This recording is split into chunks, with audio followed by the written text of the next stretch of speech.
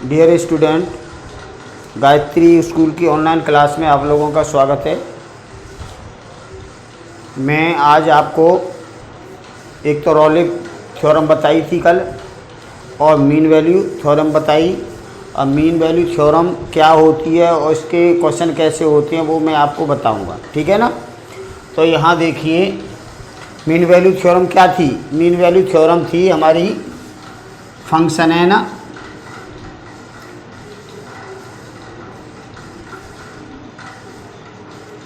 Function continuous होता है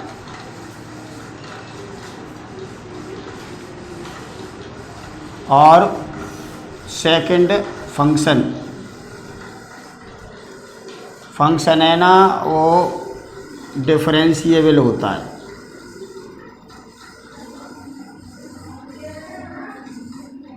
ठीक है, दो कंडीशन थी, फंक्शन कंटिन्यूअस और डिफरेंशिएबल होता है। और अगर ये दोनों हों तो ये फॉर्मूला था F dash C equals to F B minus F A upon B minus A. ये फॉर्मूला था, इसमें लगा के सी की वैल्यू निकालते हैं। यहाँ पे हमें दे रखा होता है ये इंटरवल, और इसमें ये लगा के सी की वैल्यू निकालते हैं और सी की वैल्यू जो आती है वो सी की वैल्यू है ना इसके बीच की होनी चाहिए, ए बी ओपन इंटरवल के बीच में होनी चाहिए। ठीक है, और इसका हमने ग्राफ ऐसा बनाया था आपको कि ये एक्स एक्सिस है और ये वाई एक्सिस है। और आप यहाँ से देख लो, ये ऐसे ग्राफ बनाया था, या आप ऐसे भी बना सकते हो, कैसे भी बना सकते हो। क्लियर है। तो यहाँ देखिए, ये मान लो ए है और इधर साइड में ये बी है, इसके दोनों साइड। और यहाँ मान लो हम इसको मिलाएं दोनों, तो इस पे जो टेंजेंट होगा, स्पर्श रेखा होगी, वो इसके पैरेलल होती है। ठीक है, स्पर्श रेखा ये एफ डैश सी। डैश का मतलब क्या होता है, देखो डैश का मतलब क्या होता है, एफ डैश एक्स हो या d y upon d x हो या delta y upon delta x हो, इसका सबका मतलब एक ही होता है। ठीक है, differentiable with respect to x. तो ये डिफरेंशियल अगर इसका करेंगे, डिफरेंशियल करेंगे तो इस टेंजेंट आएगा, टेंजेंट और ये दोनों है ना पैरेलल होने चाहिए। ठीक है, तो हमने क्या रखा है, एफ डैश सी, ये है ना, ये जैसे मान लो यहाँ सी पॉइंट है, ये वाला सी पॉइंट है और ये ए पॉइंट है और ये इधर साइड में हमारे पास ये बी पॉइंट है। ठीक है, तो एफ डैश सी ये जो है, जैसे इसका जो ग्राफ है इसका हम डिफरेंशियल करते हैं, डिफरेंशियल करके और x की जगह c लगा देती है, तो ये हो जाता है एफ डैश सी। और ये इस टेंजेंट के बराबर, इसके स्लोप के बराबर होता है ये। तो इसका स्लोप क्या होता है, इसका स्लोप हम ए बी का स्लोप देखें तो ए बी का स्लोप होगा y2 minus y1 upon x2 minus x1। सही है ना। अब इसके कोऑर्डिनेट क्या होंगे, ए के, तो ए के कोऑर्डिनेट होंगे हमारे पास ए ये है और एफ ए ये है। ठीक है, तो इसके ए के कोऑर्डिनेट होंगे हमारे पास ए और एफ ए, और बी के कोऑर्डिनेट क्या होंगे हमारे पास, ये बी के कोऑर्डिनेट होंगे ये बी और ये f b, b f b. ठीक है, ये कोऑर्डिनेट होते हैं। तो हम क्या करते हैं, इस फॉर्मूला में वैल्यू लगाते हैं ये वाली, और ये है ना एफ डैश सी के बराबर है। ठीक है, तो इसमें वैल्यू लगाएंगे तो y2 माइनस y1, तो f B minus F A upon x2 minus x1, तो ये होता है b माइनस ए, तो ये होता है एफ डैश सी के बराबर। ठीक है, तो मीन वैल्यू थ्योरम में ये क्या चीज़ है, रॉले थ्योरम और मीन वैल्यू थ्योरम में ये अंतर होता है कि रॉले थ्योरम में तो एफ ए एफ बी बराबर होता है और इसमें एफ ए एफ बी बराबर नहीं होता। अगर इसी को हम घुमा के यहाँ तक कर दें तो ये रॉले थ्योरम बन जाएगी, एक्स के पैरेलल हो जाएगी ये लाइन। ये टेंजेंट है ना, एक्स के पैरेलल हो जाए एक्स एक्सिस के तो रॉले थ्योरम बनती है, और अगर एक्स एक्सिस के पैरेलल नहीं है, इसके पैरेलल है, तो ये है ना मीन वैल्यू थ्योरम बनती है। तो इस थ्योरम का उपयोग है ना हम एक्स एक्सिस के पैरेलल अगर टेंजेंट नहीं है तब करते हैं, और जब एक्स एक्सिस के पैरेलल होता है तो f dash c equal to 0 रखते हैं, क्योंकि जो एक्स एक्सिस होता है उसका वो प्रवणता है ना वो 0 होती है, क्यों tan 0 m equals to tan 0 और tan 0 का मान 0 होता है, इसलिए 0 होगा। ये 11th क्लास में कोऑर्डिनेट में आपने पढ़ा होगा। तो ये हमें करना है, तो हमें दो चीज़ देखनी है। एक तो ये देखना है कि ये जो है ग्राफ, ये ग्राफ है ना कंटिन्यूअस है कि नहीं। कंटिन्यूअस का मतलब ये ग्राफ कहीं से टूटा हुआ तो नहीं है यहाँ से और यहाँ तक कंटिन्यूअस में है कि नहीं। और दूसरा हमें ये देखना होता है कि ये डिफरेंशिएबल है कि नहीं। इन दोनों पॉइंट को छोड़ के डिफरेंशिएबल होता है इस पे ओपन इंटरवल में, और कंटिन्यूअस होता है क्लोज इंटरवल में। कंटिन्यूअस मतलब ये दोनों पॉइंट भी जिसमें शामिल होते हैं वो उस पर तो कंटिन्यूअस होता है, और ये दोनों पॉइंट छोड़ के, क्योंकि यहाँ टेंजेंट नहीं बनेगा, क्योंकि इसके आगे तो है ही नहीं, तो यहाँ टेंजेंट नहीं बनेगा, यहाँ भी टेंजेंट नहीं बनेगा। तो इन दोनों पॉइंट को छोड़ के बाकी के अंदर जितना है वो टेंजेंट बन सकता है, तो डिफरेंशिएबल होता है इसके अंदर अंदर। और कंटिन्यूअस यहाँ से यहाँ तक, कंटिन्यूअस का मतलब तो ये है कि वक्र टूटा हुआ तो नहीं है, ठीक है। तो ये दोनों कंडीशन हों, फिर इसके बाद इसमें वैल्यू लगा के और हम क्या निकालते हैं, इसका सी निकालते हैं ये, और ये सी है ना इसके और इसके बीच में होना चाहिए। क्लियर? तो चलो स्टार्ट करते हैं इसका क्वेश्चन।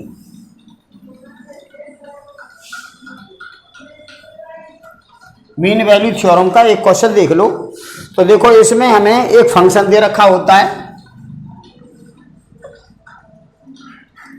तो फंक्शन क्या है हमारे पास, X square minus 3x plus 2 ये फंक्शन है, और इसका इंटरवल जो दे रखा है x बिलोंग्स टू कहाँ से कहाँ तक है, ये है -2 से और 3, यानी ये -2 से और ये 3 तक है। -2 और 3 के बीच में देखना है हमें, ठीक है। तो सबसे पहले तो ये देखेंगे कि ये कंटिन्यूअस है कि नहीं। तो देखो इक्वेशन फर्स्ट है ये, तो ये कंटिन्यूअस है क्योंकि ये पॉलिनोमियल इक्वेशन है। X square x Q x की पावर 4 3x प्लस 4 इस टाइप का होता है ना, तो पॉलिनोमियल होता है, तो ये कंटिन्यूअस होता है। कंटिन्यूअस कैसे होगा, ये कंटिन्यूअस ऐसे होगा कि अगर इसमें हम यहाँ से यहाँ तक कोई भी वैल्यू लगाएं इसमें, और वैल्यू अगर हमें एक वैल्यू प्राप्त होती है, वास्तविक संख्या प्राप्त होती है, मतलब इनफाइनाइट नहीं मिलता, तो हम कहेंगे कि ये ना फंक्शन कंटिन्यूअस है, ठीक है। और डिफरेंशिएबल कैसे चेक करती है,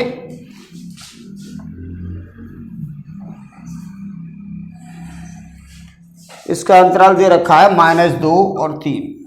देखो इसका डिफरेंशियल कैसे चेक करते हैं, इसका डिफरेंशियल करेंगे हम, differential with respect to x, तो ये हो जाएगा f dash x equals to, इसका डिफरेंशियल हो जाएगा 2x और इसका हो जाएगा -3, ठीक है। डिफरेंशियल तो आपको हमने सिखा दिया है, तो उसमें आपको कोई प्रॉब्लम नहीं आनी चाहिए।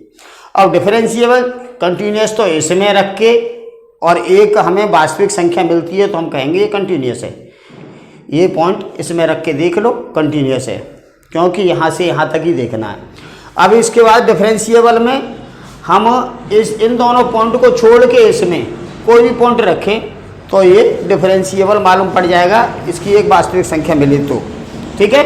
अब कंटिन्यूअस डिफरेंशिएबल दोनों मालूम पड़ जाएं तो फिर हम वो वाला फॉर्मूला लगाते हैं। कौन सा फॉर्मूला है, फॉर्मूला है F dash C equals to F B minus F A upon B minus A, ये फॉर्मूला है। कंटिन्यूअस और डिफरेंशिएबल देखने के बाद ये फॉर्मूला लगाते हैं, ठीक है। तो अब देखिए कंटिन्यूअस डिफरेंशिएबल तो हमने देख लिया। अब ये फॉर्मूला लगाने के लिए इसमें क्या क्या चाहिए, एफ डैश सी चाहिए, एफ बी चाहिए, एफ ए चाहिए और बी, और ए तो ये है, ये ए है और ये बी है, ठीक है। तो यहाँ देखिए ए बी तो हमारे पास है, तो हमें ये निकालना है, ये निकालना है, ये निकालना है, जिससे कि इस फॉर्मूला में मान लगा सकें। तो अब आप देखिए यहाँ पे एफ डैश सी पहले हमें मालूम करना है, तो इसमें x की जगह c लगा दो, तो put x equal to c, इसमें पुट किया तो f dash C equals to हो जाएगा 2c माइनस 3। तो देखो एफ डैश सी तो हमें ये मिला, ये मिल गया। एफ बी एफ ए और चाहिए, तो एफ ए कैसे निकालेंगे हम, एफ ए क्या होता है, ये एफ माइनस 2, और एफ माइनस 2 यानी एफ एक्स में समीकरण 1 में x की जगह -2 लगा दो, समीकरण 1 में, समीकरण 1 से x की जगह -2 लगाएंगे, तो यहाँ देखो -2 का वर्ग और 3 इंटू -2 और +2, तो ये -2 का स्क्वायर होगा 4, और माइनस माइनस का मल्टीप्लाई प्लस हो जाएगा 6 और +2, तो ये आया हमारे पास 12, ठीक है। -2 का वर्ग प्लस के 4 और माइनस माइनस का मल्टीप्लाई, ये भी प्लस और ये भी प्लस, ठीक है। तो ये आया। अब समीकरण 1 में ही अब आपको एफ बी निकालना है, तो आप ये वाला वैल्यू लगाओगे 3, समीकरण 1 में 3 लगा दो, तो यहाँ लगाएंगे 3, तो 3 लगाएंगे तो 3 का स्क्वायर और -3 इंटू 3 और +2, तो ये आया 3 का स्क्वायर 9 और ये माइनस के 9 और प्लस के 2, तो -9 + 9 कट जाएंगे तो 2 आएगा, ठीक है। तो ये यहाँ पे मिला हमें 2। अब एफ ए मालूम पड़ गया हमें, एफ बी मालूम पड़ गया और एफ डैश सी मालूम पड़ गया, और ए बी ये है, तो आप इस फॉर्मूला में मान लगा दो, ठीक है। इस फॉर्मूला में वैल्यू लगाओ, आंसर आ जाएगा। तो लगाते हैं, एफ डैश सी की वैल्यू क्या है हमारे पास, ये 2c माइनस 3, एफ डैश सी की value 2c minus 3। F b है हमारे पास ये, तो आप ये लिख दो 2 माइनस एफ ए क्या है हमारे पास 12, और बी माइनस ए, तो बी है हमारे पास 3 और माइनस ए यानी -2। तो ये आपको हल करके सी की जो वैल्यू आएगी इसके बीच में आनी चाहिए। तो यहाँ देखो 2c माइनस 3 इक्वल्स टू, इसमें से इसको माइनस करेंगे तो -10, और ये 3 और माइनस माइनस का मल्टीप्लाई प्लस हो जाएगा, तो ये आया 2c माइनस 3 इक्वल्स टू -10/5। तो 5 से ये 2 बार कटेगा, तो यहाँ आएगा 2c माइनस 3 इक्वल्स टू -2, और फिर इसके बाद में यहाँ देखो 2c और -3 उधर जाएगा तो -2 + 3 हो जाएगा, और 2c इक्वल्स टू 3 में से 2 गए तो 1, और c इक्वल्स टू 1/2। अब ये 1/2 -2 और 3 के बीच में, तो ये है कहाँ पे, -2 और 3 के बीच, ठीक है। अतः मध्यमान प्रमेय सेटिस्फाई हो रही है, संतुष्ट हो रही है, मध्यमान प्रमेय है ना वो प्रूफ होती है। अतः मध्यमान प्रमेय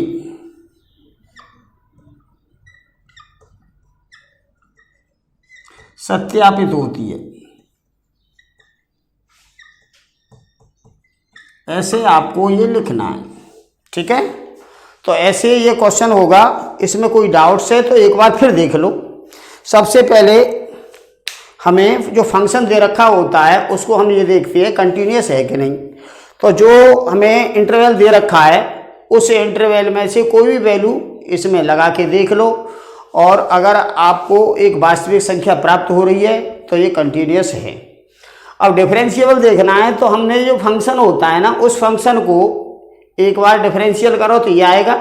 अब इस डिफरेंशियल में x की जगह इन दोनों के बीच में कोई भी संख्या हो वो लगा के देख लो, अगर आपको एक वास्तविक संख्या प्राप्त हो रही है तो ये डिफरेंशिएबल है। अब दोनों चीज कंटिन्यूस है, डिफरेंशिएबल है, ये आपको मालूम पड़ गया, तो फिर आप इस फॉर्मूला के लिए जो मटेरियल है उसकी आवश्यकता पड़ेगी तो वो लगाओ। तो यहाँ देखो f' के लिए क्या चाहिए, तो f' ये है, इस पे x की जगह c लगा देंगे तो f' हो जाएगा। ये सेकंड इक्वेशन है ना, इसमें x की जगह c लगाएंगे तो ये f' हो जाएगा। क्लियर। अब fa तो ये अंतराल का जो पहला होता है ये a है, तो fa निकालना है हमें, तो fx ये fx में -2 लगाएंगे इसमें पहले फंक्शन में तो आपको fa मिलेगा। अब ये लास्ट में 3 लगाएंगे इक्वेशन फर्स्ट में तो fb मिलेगा, और ये और ये तीनों वैल्यू इसमें लगाओ और a और b ये हैं, ठीक है। तो इसमें लगाया तो f' हमारे पास क्या है, ये 2c - 3, तो ये यहाँ लगाया इक्वल्स टू fb क्या है हमारे पास, fb हमारे पास 2 तो 2 लगा दिया, माइनस fa क्या है हमारे पास 12 तो 12 लगाया, अपॉन b - a तो b क्या है हमारे पास 3 माइनस और a है -2, ठीक है।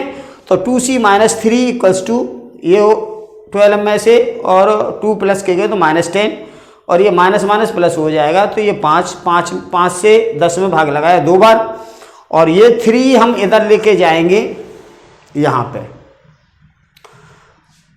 ये है ना, ये -3 और ये -2, अब ये 3 उधर लेके जाएंगे तो ये आएगा, और 3 में से 2 गए तो 1 बचा, और 2 से भाग लगाएंगे तो c की वैल्यू आएगी 1/2, और c की वैल्यू जो आई है वो इस इंटरवल के बीच में होनी चाहिए। क्लियर है।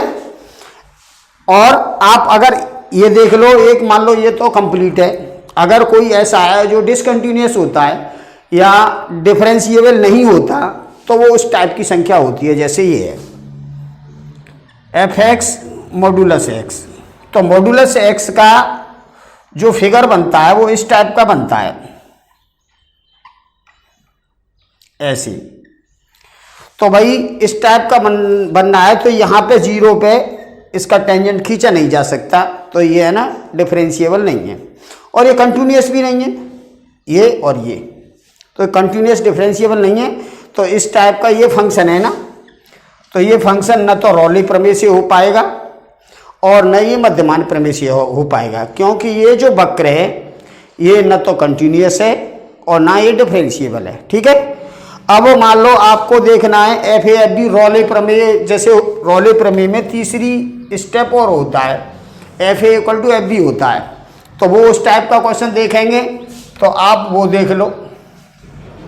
तो रॉले प्रमेय में FA = FB करते हैं, और रॉले प्रमेय जो होती है वो है ना x एक्सिस के पैरेलल होता है वो उसका टेंजेंट। रॉले प्रमेय इस टाइप का होता है, ये x अक्ष है, ये y अक्ष है, ठीक है, और ये ग्राफ है, ये मान लो ऐसे। तो FA और FB बराबर होता है यहाँ पे, ये FA और FB बराबर होता है, ठीक है। और ये है ना हमारे पास A है और ये हमारे पास B है, इन दोनों के बीच में देखते हैं। तो इस पे जो टेंजेंट बनेगा ये होता है f' = 0। क्यों होता है f' = 0? क्योंकि ये है ना टेंजेंट ये x एक्सिस के पैरेलल है, तो x अक्ष की जो प्रवणता होती है वो 0 होती है, इसलिए इसकी भी होगी, क्योंकि यहाँ से x अक्ष से इस पे कोई एंगल नहीं बन रहा है, 0 एंगल है। तो m = tan 0 और tan 0 की वैल्यू होती है 0, इसलिए ये 0 होता है, ठीक है। ये रॉले प्रमेय है। अब रॉले प्रमेय में एक क्वेश्चन आप देख लो तो आपको कंप्लीट हो जाएगा।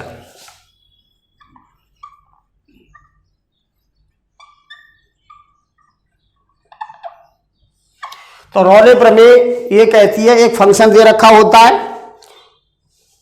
कोई भी फंक्शन दे रखा है, जैसे इसमें मान लो आपको फंक्शन दिया है एक्स स्क्वायर, ये तो मैंने बता दिया है। अभी और देखता हूं एक क्वेश्चन।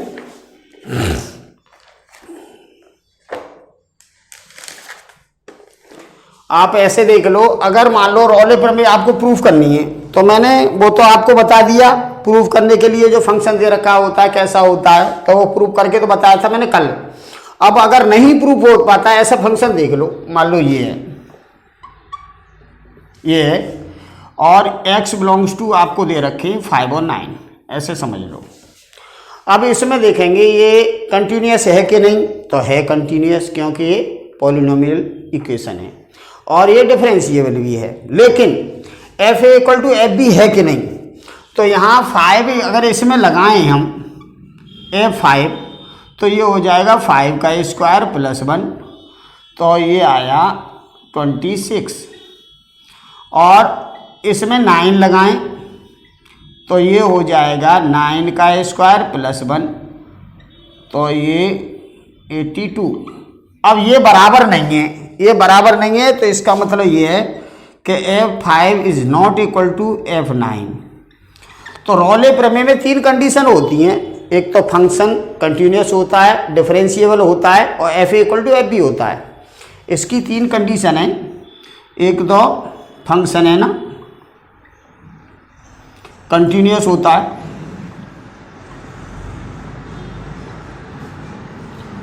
फंक्शन डिफरेंशिएबल होता है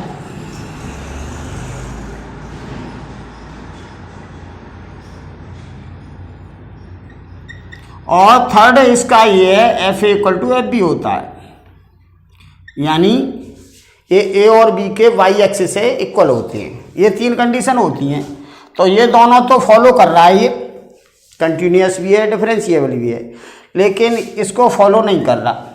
ठीक है, तो ये है ना रॉले प्रमेय, इसको हम प्रूफ नहीं कर सकते। अतः रॉले प्रमेय का प्रतिबंध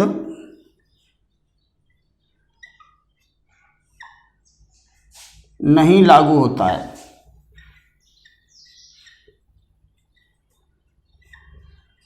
अतः रॉले प्रमेय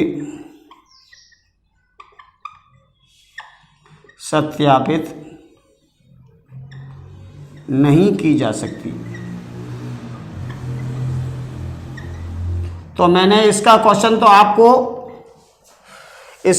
तो मैंने रॉले प्रमेय का कल आपको बता दिया था। अब जो सत्यापित नहीं हो सकती है वो कंडीशन आपको बताइए।